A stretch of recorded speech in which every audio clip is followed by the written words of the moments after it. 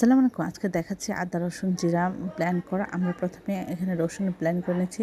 রসুনের খোসা ছাড়িয়ে আমরা ধুয়ে নিয়ে এভাবে একটু ছোট, ছোট করে হালকা একটু কেটে নিয়ে আমরা ব্লেন্ডারে দিয়ে দিব। অর্থাৎ যতটুকু রসুন আমরা নিব তার থেকে অর্ধেকের বেশি পরিমাণে পানি দিব। পানি দিয়ে আমরা এটা ব্লেন্ড করে নেব। ১-২ বার ব্লেন্ড চালানোর পরে এটা একটু নাড়াচাড়া করে দিলে সুন্দর স্মুথ একটা পেস্ট তৈরি হবে।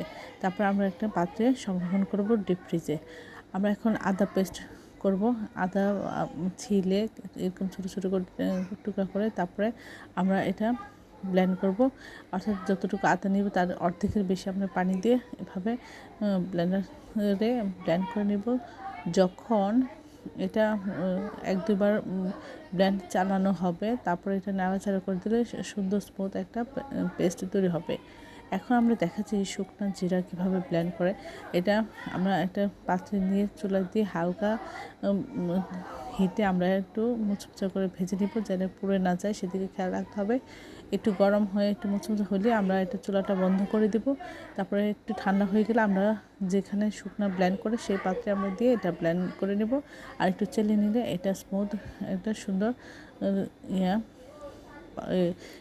তৈরি হয়, শুকনো পাউডার তৈরি হয়। সেটা দিয়ে যে কোনো রেসিপিতে দেওয়া যায়। সবাই আমার চ্যানেলটি লাইক করবেন, শেয়ার দেবেন, সাবস্ক্রাইব করবেন, প্রয়োজনকে বেশি বেশি করে শেয়ার দেবেন। আমার চ্যানেলে সব রকম রান্নার রেসিপি রয়েছে, আশা করি দেখবেন।